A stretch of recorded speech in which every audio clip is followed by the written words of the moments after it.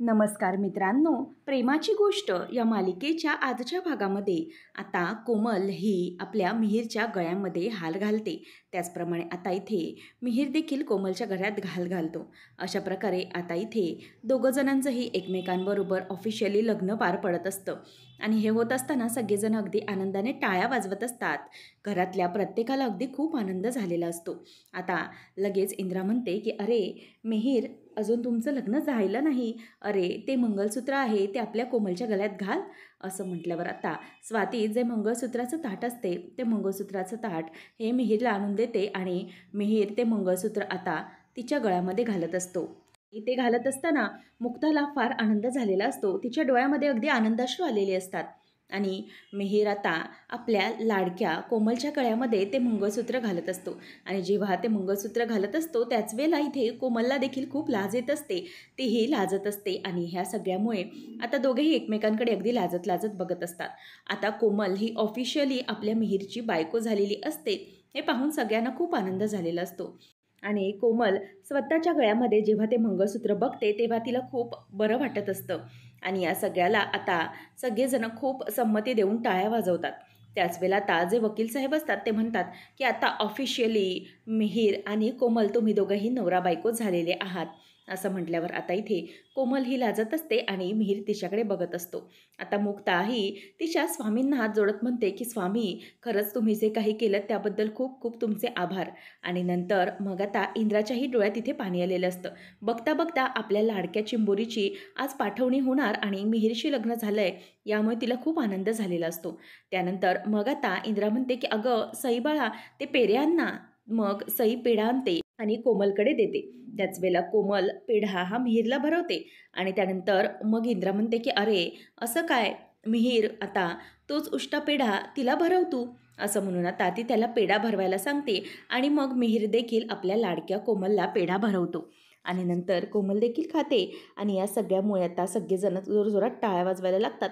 दोघांनीही एकमेकांचं तोंड गोड केल्यानंतर आता इथे पाठवणीची वेळ आल्यामुळे इंद्राला खूप वाईट वाटायला लागलेलं असतं. त्याच वेळेला इथे आता लकी म्हणतो की चला चला आता ना आपण सेल्फी काढूया, इट्स सेल्फी टाईम. असं म्हणून तो सगळ्यांना सोबत एकत्र करतो आणि मग सगळेजण येतात. इंद्रा म्हणते की स्वाते ये मध्ये फोटोमध्ये. मग सगळेजण येतात आणि सगळेजण आता नवरा बायको म्हणजेच न्यूली मॅरिड कपल कोमल आणि मिहीर दोघांसमोर उभे राहतात आणि ते लकी एक सगळ्यांचा सेल्फी काढतो. आणि त्यानंतर मग इथे मिहिका ही अगदी तिथे झोपून गेलेली असते. तिला हर्षवर्धनने कोंडून ठेवलेली असते आणि ती पुटपुटत असते की मिहीर मिहीर, आणि ती स्वप्नातच अगदी मिहीरचं नाव घेत असते. आणि तेवढ्यातच आता तिला जाग येते आणि आजूबाजूला बघते तर तिला हर्षवर्धनने बंद करून ठेवलेलं असतं आणि तिच्या लक्षात येतं. तेवढ्यातच तिला आता चपलांचा म्हणजेच पावलांचा आवाज येतो म्हणून ती पटकन उठते तर तिथे हर्षवर्धन आलेला असतो. हर्षवर्धन म्हणतो की मिहिका. तेव्हा मग मिहिका म्हणते की प्लीज मला जाऊ दे, मला बोलायचं आहे. असं म्हणून आता ती जाणार तेवढ्यातच हर्षवर्धन पुन्हा तिचा हात धरतो आणि तिला मागे खेचतो आणि म्हणतो की कुठे जाणार आहेस तू, कुठेच जायचं नाही. तर इथे हर्षवर्धन हा खूप दारू प्यायलेला असतो परंतु तो तिला धरून ठेवतो. मिहिका म्हणते की प्लीज हात जोडते हर्षवर्धन, मला जाऊ द्या प्लीज प्लीज, मला बोलायचं आहे. असं म्हणून आता तो जाऊ देत नसतो परंतु मिहिका त्याला जोरात ढकलते आणि ढकलून तिकडून निघून जाते. त्याच वेळेला आता हर्षवर्धन तुला मिहीरकडे जायचं आहे असं असं दारूमध्येच पुटपुटत असतो आणि तिथल्या तिथेच तो पडून राहिलेला असतो. त्यानंतर आपल्याला पाहायला मिळतं कोळींच्या घरी लग्न सोहळा पार पडलेला असतो आणि नंतर मग या सगळ्याचे पोस्टिंग केले जाते, म्हणजेच सोशल साईट्सवरती फोटो टाकले जातात. आणि हे सगळं होत असताना जेव्हा इंटरनेटवर सावनी सर्फिंग करत असते त्याच वेळेला आता तिच्यासमोर एक फोटो येतो आणि तो फोटो पाहिल्यावर तिला जबरदस्त मोठा धक्का बसतो. तर इथे लकीने पोस्ट केलेलं असतं की हॅपी मॅरिड लाईफ. आणि जेव्हा तो बघतो तेव्हा त्याला समोर दिसतं की हे काय प्रकरण आहे.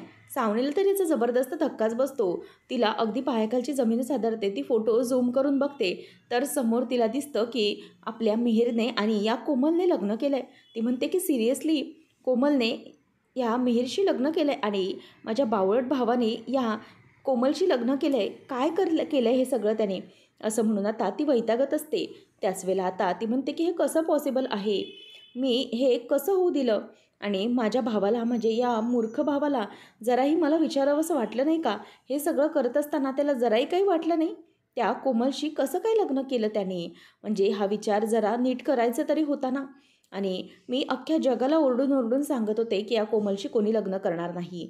ही आजारी आहे, रोगट आहे. परंतु माझ्या भावाने स्वतःच्या गळ्यामध्ये ही धूंड मारून घेतलेली आहे. काय करायचं ना मला खरंच काही कळत नाही आहे. हा असं का करतोय? आणि मला तरी वाटतंय ना, हे सगळं त्या मुक्ताने केलेलं आहे. माझ्या कोळी फॅमिली माझ्या तर जीवावर उठलीच होती. मला कोळी फॅमिलीने त्रास दिला.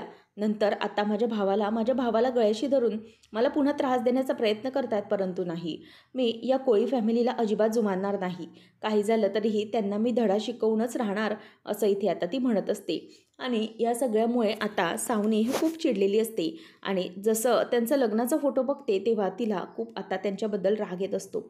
सावनी म्हणते की काही झालं तरीही मी यांचा हा डाव यशस्वी होऊ देणार नाहीच. काही झालं तरीही कोळी फॅमिलीला मी सोडणार नाही. माझ्या शिफ्टीवर त्यांनी पाय दिलाय, आता मी त्यांना सोडणार नाही म्हणजे नाही. मला माहिती आहे मुक्तानेच त्याला गळ घातली असणार, असं सावनी म्हणत असते. तर इथे मिहिका ही शांतिनिवास सोसायटीमध्ये पोचलेली असते आणि तिच्या पोटावर हात ठेवून म्हणते की हे बाळ मिहिरचं आहे, हे काही करून आज मी त्याला सांगणार म्हणजे सांगणारच. तेवढ्यातच आता ती डोळे बंद करते आणि तिला मागून लकीचा आवाज येतो म्हणून ती पटकन लपते. आणि नंतर समोरून मिहीर आलेला असतो. तो म्हणतो की मिहीर ये रे मिहीर, आणि मग मिहीर खाली उतरत असतो. तेवढ्यातच आता त्याला बघूनच मिहिका म्हणते की काय, या मिहीरच्या गळ्यामध्ये हार कसं काय? आणि त्याच वेळेला आता तो हार पाहिल्यानंतर मिहिकाला जबरदस्त धक्का बसतो. नंतर आता लकी म्हणतो की अरे तू असा एकटा काय येतोयस, अरे तू तुझ्या बायकोला पण घेऊन ये ना. त्याच वेळेला मग आता इथे मिहीर हा आपल्या कोमलचा हात धरतो आणि पुढे येत असतो. आणि कोमल देखील लाजत लाजतच स्वतःचा हात त्याच्या हातात देते. आणि हे जेव्हा मिहिका बघते तेव्हा मिहिकाच्या पायाखालची जमीनच हादरते की अचानक मिहीरने लग्न कसं केलं, याचा तिला फार मोठा धक्का बसतो. म्हणूनच आता मिहिका तिथून पुन्हा लपते आणि ती सोसायटीच्या ऑफिसमध्ये जाते आणि तिथे लपायला जाते. आणि सगळेजण खाली उतरत आहेत याचा देखील आवाज तिला येत असतो. म्हणून ती आता खूपच घाबरलेली असते. आणि या सगळ्यामध्ये आता इथे मिहिका ही जाऊन रूममध्ये लपते आणि सोसायटी रूममधून सगळ्यांचे अगदी एक्सप्रेशन्स बघत असते. आणि मिहीरने आपल्या कोमलशी लग्न केलं आहे हे पाहिल्यानंतर तिला जबरदस्त मोठा धक्का बसतो. आता सगळेजण खाली जमलेले असतात आणि कोमलच्या पाठवणीसाठी सगळेजण असतात. मग लकी म्हणतो की एक काम करूया, आता आपण इकडे खाली देखील एक सेल्फी घेऊया. आणि म्हणूनच तो सेल्फी घेण्यासाठी येतो. आणि मिहीरला म्हणतो की अरे तुझी लग्नाची बायको आहे आता कोमल, त्यामुळे तिच्या खांद्यावर हात ठेवू शकतोस तू, असं म्हणून आता सगळेजण त्याच्यावर हसतात. आणि पुन्हा एकदा लकी सेल्फी काढतो. आणि नंतर मिहिका हे सगळं बघून खूपच दुःखी झालेली असते. आता मिहीर हा सागरच्याकडे बघतो तेव्हा सागर त्याच्या खांद्यावर हात ठेवून त्याला अगदी गुड लक विश करत असतो. आणि इंद्राच्या, स्वातीच्या आणि मुक्ताच्या डोळ्यात मात्र पाणी आलेलं असतं. कोमलची पाठवणी होत असते. तेव्हा आता सागर हा मिहीरला मिठी मारतो. हे सगळं तिथून मिहिका बघत असते. आणि मिहिका विचार करते की हे सगळं काय झालं आहे माझ्या आयुष्यामध्ये. आता माझी जी काही शेवटची आशा होती ती पण आता निघून गेलेली आहे. काहीही झालं तरीही माझं आणि मिहीरचं जेव्हा साखरपुडा ठरला त्यानंतर आमचा साखरपुडा मोडला. नंतर लग्नाचं वगैरे सगळं बघितलं तेव्हा माझं हर्षबरोबर ते सगळं झालं. नंतर मग आता मी मिहीरजवळ पुन्हा आले त्याला सगळं काही सत्य सांगून टाकण्यासाठी. परंतु तरीही ते सक्सेसफुल होऊ शकलेलं नाही. कारण ह्या पोटातलं बाळ हे मिहीरचं आहे, हे मी त्याला कसं सांगू आणि काय करू, असं म्हणून आता मिहिका ही खूप दुःखी होत असते. नंतर इथे कोमल ही मुक्ताला मिठी मारत असते आणि पाठवणीसाठी ती आता रडत असते. नंतर इथे मिहिका म्हणते की तेव्हाच मला समजून जायला हवं होतं की मिहीर आणि माझं एकमेकांसोबत नशीब नाही. आणि आता तर सगळे काही दरवाजे संपलेले आहेत. कारण मिहीरचं कोमलबरोबर लग्न झालेलं आहे. आता मी काहीही करू शकणार नाही. आता हा माझा जो काही विषय आहे तो कायमचा संपला गेला आहे, असं ती म्हणत रडत असते. आणि इथे कोमल आता आपल्या लाडक्या बहिणीला म्हणजे स्वातीताईला मिठी मारते आणि रडत असते. परंतु तिला खूप आनंद झालेला असतो. कारण अगदी मिहीर म्हणजेच मनासारखा मुलगा तिला मिळालेला असतो. आता इंद्रा म्हणते की मिहीर आणि कोमल दोघंजणही अगदी व्यवस्थित संसार करा, आणि मग ती दोघांनाही शुभेच्छा देत असते. इकडे सावनी ही सारखी मिहीरला कॉल करत असते आणि Mihir please pick up the phone, answer the phone असं म्हणत असते. आणि त्याच वेळेला इथे तो फोन काही उचलत नाही. आणि नंतर मिहीर दरवाजा उघडतो आणि दरवाजा उघडल्यानंतर तो आता इथे तिला म्हणतो की हे बघ कोमल, आतापासून हे तुझं घर आहे आणि तुला राग तर आलेला नाही ना. तेव्हा कोमल म्हणते की कशाचा राग. तेव्हा मिहीर म्हणतो की तसं नाही, अगं मी घरातल्यांना तुझ्या येणार होते पाठवणीसाठी, परंतु येऊ दिलं नाही, मॅनेज करेन असं म्हणालो म्हणून. तेव्हा मग ती म्हणते की नाही, असं काहीच नाही आहे, तू आहेस तर माझ्यासोबत, काहीच प्रॉब्लेम नाही. त्याच वेळेला मग मिहीर म्हणतो की एकच मिनिट थांब, हां एकच मिनिट थांब, मी आहे ना, मी करतो तुझ्या गृहप्रवेशाची तयारी. असं म्हणून आता तो पटकन आतमध्ये धावत धावत जातो आणि समोर आता तांदळाचं मापटं तो ठेवतो आणि नंतर ठेवल्यानंतर तो इथे आता मिहीर हा कोमलला ओवाळायला लागतो. आणि कोमलला ओवाळत असताना आता कोमलला खूपच स्पेशल फील होत असतं की एक मुलगा म्हणजेच आपला नवरा आपली घरामध्ये आपला गृहप्रवेश करून घेत आहे आणि याने ती खरंच खूप आनंदित झालेली असते. आणि त्याच वेळेला आता तो म्हणतो की आता माप ओलांडून आत ये, राईट पाय हा, असं म्हणून आता तो तिला आतमध्ये यायला सांगतो आणि कोमल ही उजव्या पायाने मापटं ओलांडते आणि घरामध्ये गृहप्रवेश करते. आणि हे सगळं केल्यानंतर आता मिहीर खूप आनंदित झालेला असतो आणि नंतर तो कोमलसाठी टाळ्या वाजवतो आणि म्हणतो की कोमल, आज तू आपल्या घरात गृहप्रवेश करून आलीस, तू कोणत्याही प्रकारची काळजी करू नकोस. असं म्हणून आता तो तिला धीर देण्याचा प्रयत्न करत असतो.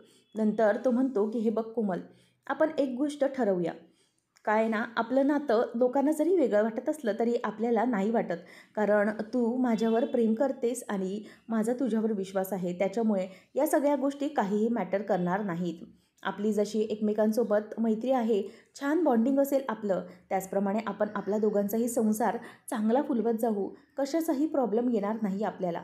आणि एक गोष्ट मात्र आपण कायम लक्षात ठेवायची आणि ती पाळायची देखील, ते म्हणजे की आपण दोघंही एकमेकांपासून कधीही काहीही लपवायचं नाही, सगळ्या गोष्टी शेअर करायच्यात, ठीक आहे, प्रॉमिस. असं म्हणून तो स्वतःचा हात पुढे करतो. त्याच वेळेला आता कोमल ही देखील स्वतःचा हात त्याच्या हातात देते आणि प्रॉमिस असं प्रेमानेच म्हणते. नंतर मग आता दोघंही एकमेकांकडे अगदी प्रेमाने बघत असतात आणि झालेल्या गोष्टी, घडून गेलेल्या गोष्टी आता विसरून जाऊन पुढे जायचं असं ठरवतात. तर इथे सावनी ही सारखी सारखी मिहीरला कॉल करत असते आणि म्हणते की मिहीर, अरे फोन उचल, का फोन उचलत नाही आहेस तू? आणि तेवढ्यातच आता पुन्हा फोन आलेला पाहून मिहीर वैतागतो आणि मिहीर तिचा फोन अक्षरशः कटच करून टाकतो. मग सावनी म्हणते की काय, या मिहीरने माझा फोन कट केला? आणि मग तो वैतागलेला असतो, तो फोन कट करून बंद करून बाजूलाच ठेवून देतो. आणि त्यानंतर मग आता तो ज्या काही घराच्या चाव्या असतात त्या कोमलच्या हातामध्ये देतो आणि म्हणतो की कोमल, हे घे या चाव्या, आजपासून ही तुझी जबाबदारी झाली. असं म्हणून आता तिच्या हातामध्ये त्या चाव्या दिल्यानंतर कोमल ही त्याच्याकडे बघत असते. त्याच वेळेला इथे सावनी मात्र अगदी भडकत असते. सावनी म्हणते की हे सगळं काय चालू आहे? हे बघ, असं मी अजिबात होऊ देणार नाही. मिहीर, अरे तू खूप मोठा मूर्खपणा केलेला आहेस. त्या कोळी कुटुंबातल्या मुलीशी लग्न करून, तिच्याशी लग्न करून तू खूप पस्तावणार आहेस, मी तुला सांगते. अरे जेव्हा लग्न करून संसार करण्याची वेळ येईल आणि ही स्वयंपाकघरामध्ये जेव्हा तुला जेवण बनवण्यासाठी जाईल आणि फिट होऊन चक्कर येऊन खाली पडेल ना, तेव्हा तुला समजेल की तू किती मोठी चूक केलेली आहेस ते. माय फूट, मला तरी खूप राग आला आहे. मला हा डिसिजन अजिबात आवडलेला नाही आहे. अरे एकदा तरी लग्न करण्याच्या अगोदर मोठ्या बहिणीचा विश्वास घ्यायचा होता, मोठ्या बहिणीला ही गोष्ट कानावर तरी घालायची होती, परंतु नाही. मला तरी वाटतंय ना की हे सगळं कोळी फॅमिलीने आणि स्पेशली मुक्ताने मिहीरला फसवलेलं आहे. परंतु नाही मुक्ता, मी तुला सोडणार नाही. मला माहिती आहे की तू हे मुद्दाम केलं आहेस, मिहीरला गळशी लावून तू हे सगळं केलंस, परंतु कोळी फॅमिली, मी तुम्हाला अजिबात सोडणार नाही, असं आता इथे सावनी म्हणत असते. त्यानंतर आता इथे कोळींच्या घरामधलं मेन कार्य म्हणजेच कोमलचा लग्न पार पडलेलं असतं आणि त्यामुळे सगळ्यांना अगदी खूप रिलॅक्स वाटलेलं असतं.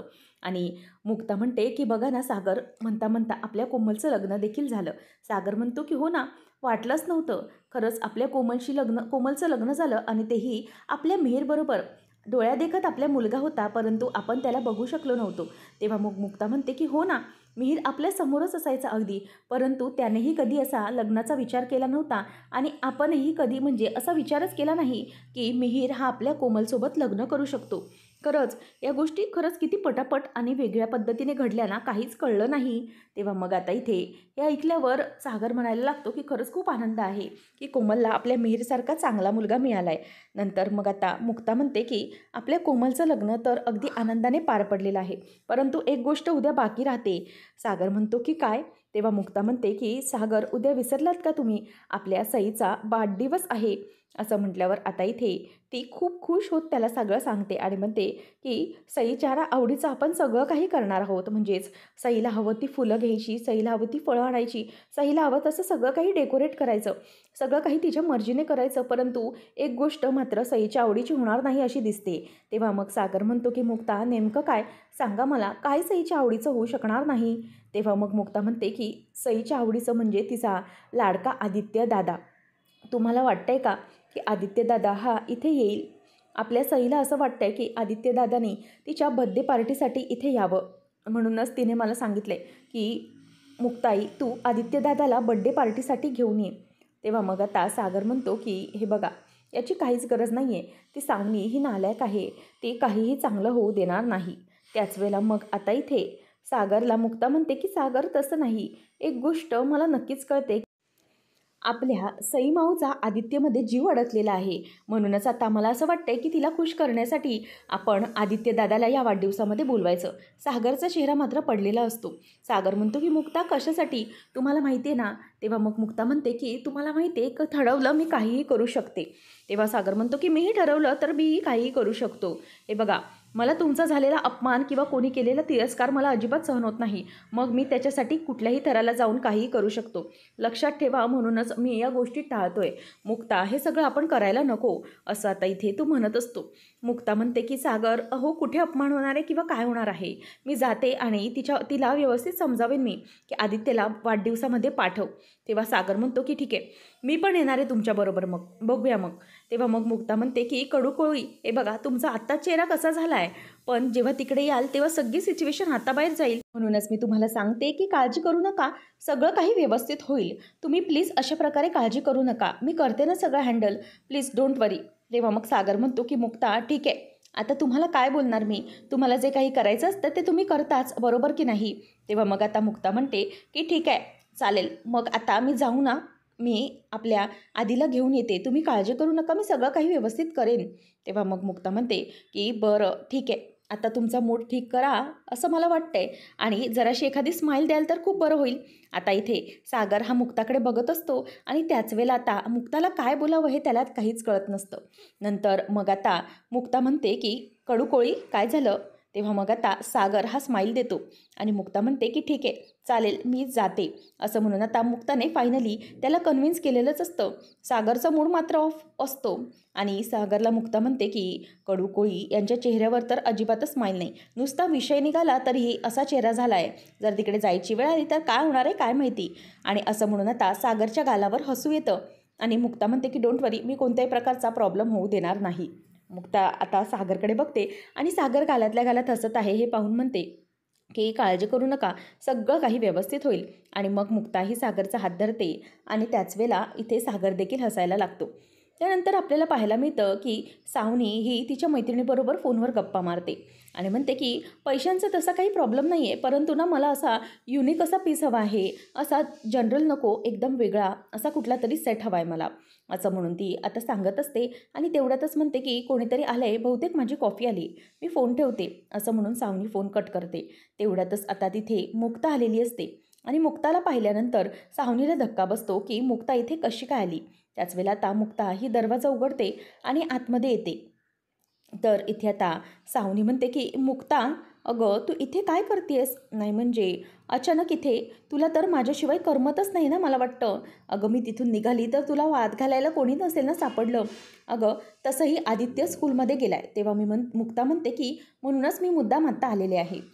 त्यानंतर मग सावनीला ती म्हणते की तसा मला वाद घालायची काहीच गरज नाही आहे. मग सावनी म्हणते की ठीक आहे, एक काम करूया, इथे बस, आरामात बसून आपण वाद घालूया. तेव्हा मुक्ता म्हणते की हे बघा, काय ना, वाद घालण्याखेरीज दुसरीही महत्त्वाची कामं माझ्याकडे आहेत. तुम्हाला असं वाटत असेल की तीच तुम्हाला कामं असतात, परंतु माझं तसं नाही आहे. त्याच्याखेरीज दुसरीही कामं आहेत महत्त्वाची माझ्याकडे. उद्या सईचा वाढदिवस आहे. तेव्हा मग आता इथे सावनी म्हणते की काय, सईचा वाढदिवस? तेव्हा ती म्हणते की हो हो, ते तर तुम्हाला माहीतच नसणार बरोबर ना, कारण काय ना, एका 6 महिन्याच्या तान्या बाळाला जी आई सोडून जाते, तिला आपल्या बाळाचा वाढदिवस कसा लक्षात असेल बरोबर ना. तेव्हा सावनी म्हणते की मुक्ता, ही एक गोष्ट काय तुला माझ्याबद्दल समजली आहे, तू अख्ख्या जगाला ओरडून ओरडून सांगते ना की मी कशी नालायक आई आहे किंवा मी कशी चांगली आई नाही, परंतु तू मात्र किती चांगली आहेस हेच प्रत्येकाला सांगतेस ना तू.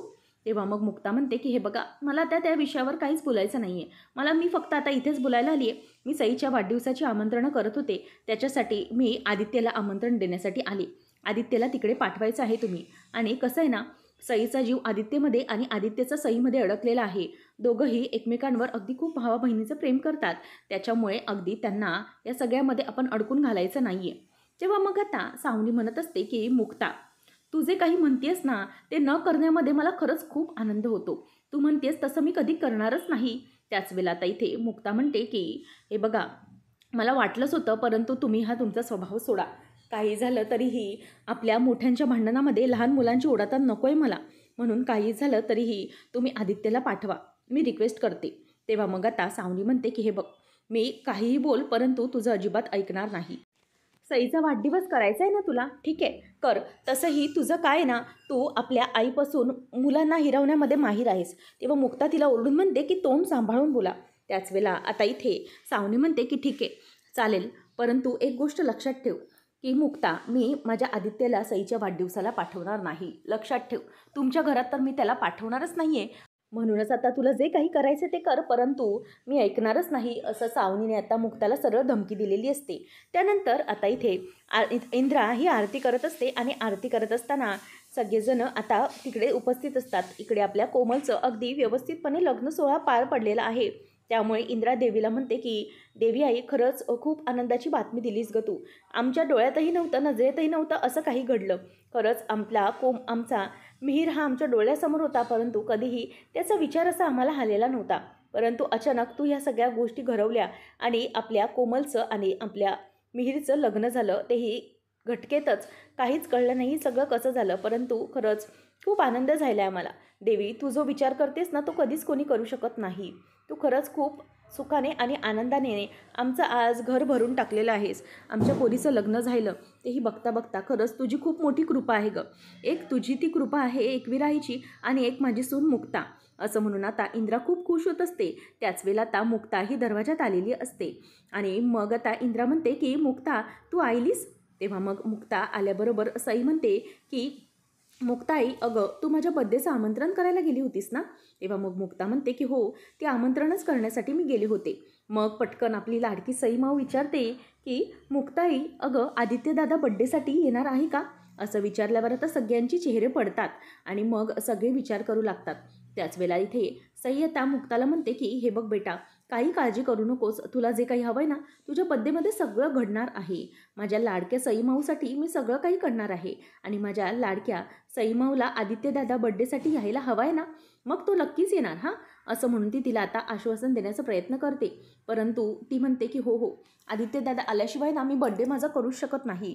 तो मला ठरवलं आहे आम्ही की आम्हाला काय काय करायचं आहे ते. त्याच वेळेला आता इथे सगळ्यांना खूप वाईट वाटत असतं, परंतु मुक्ताला माहीत असतं की सावनीने बड्डेला पाठवण्यासाठी स्पष्ट नकार दिलेला आहे. आता सागर म्हणतो की हे बघ सई माऊ, एक काम कर की तुझा जो काही राहिलेला होमवर्क आहे ना, तू आज पूर्ण करून घे, म्हणजे तुला सगळं काही मजा करता येईल. तेव्हा सई वैतागत म्हणते की नाही नाही पप्पा, हा मला विषय टाळू नका. मला माहिती आहे की तुम्ही काही बोलताय आणि आदित्यदादा येणार की नाही ही खात्री नाही आहे, म्हणून तुम्ही हे सगळं बोलून दाखवताय ना. परंतु आदित्यदादा मला माझ्या बड्डेला यायला हवा आहे, म्हणजे हवाच आहे. त्याच्याशिवाय माझा बड्डे होणारच नाही. असं म्हणून आता तिने सगळ्यांना ताकीद दिलेली असते की काही करून आदित्य हा बड्डेला यायलाच हवा आहे. आणि या सगळ्यामुळे आता मुक्ताला टेन्शन आलेलं असतं की आदित्यला कशाप्रकारे घेऊन यावं याचा विचार ती करत असते. आता पुढच्या भागामध्ये आपण पाहणार आहोत की सावनी म्हणत असते की काही झालं तरीही तिच्या मनानुसार मी होऊ देणारच नाही. आणि मुक्ता ही आदित्यला वाढदिवसाला बोलावून घ्यायचं म्हणते ना, परंतु काही मला कोळी फॅमिलीची नस ही बरोबर कळते आणि म्हणूनच त्याच्या बरोबर दुखऱ्या नसेवर मी हात ठेवणार आहे. मग आता सई झोपलेली असताना मुक्ता सागरला म्हणते की आपल्या सई माऊने छोट्या छोट्याशा गोष्टी मागितल्या तरीही मी तिला देत असते आणि उद्या तर तिला तिच्या वाढदिवसाच्या दिवशी ते सरप्राईज हवं आहे आदित्यदादा येण्याचं. मग तर मात्र मी ते ऐकणारच आहे आणि तिचं ते सरप्राईज मी पूर्ण करणारच आहे. काही झालं तरीही सईचं म्हणणं मी खरं करणारच. नंतर आता सावनीला पुन्हा एकदा मुक्ता भेटायला गेलेली असते आणि ती म्हणते की मी आदित्यला घेऊन जाण्यासाठी आलेली आहे. सई माऊ ही आदित्यला बोलवत आहे. असं म्हणून आता सावनीला ती सांगत असते आणि मुक्ता हे जेव्हा सगळं काही बोलत असते तेव्हा सावनी मात्र गप्प उभी असते आणि रागाने तिच्याकडे बघत असते आणि आदित्यला पाठवा अशी विनवणी मुक्ता तिला करते. तर इथे आदित्यला मी पाठवणार नाही असं मनातच सावनीने ठरवलेलं असतं. काहीही करून आदित्य हा पार्टीला तिथे येणारच नाही, वाट बघ असं आता इथे सावनीने ठरवलेलं असतं. मग आता नेमकं पुढे काय काय घडणार आणि मुक्ता ही आपल्या आदित्यला सईच्या बड्डे पार्टीमध्ये कसं घेऊन येणार हे पाहणं रंजकतेचं ठरणार आहे. अशाच मालिकांचे अपडेट जाणून घेण्यासाठी आजच आपल्या चॅनलला सबस्क्राईब नक्कीच करा. धन्यवाद.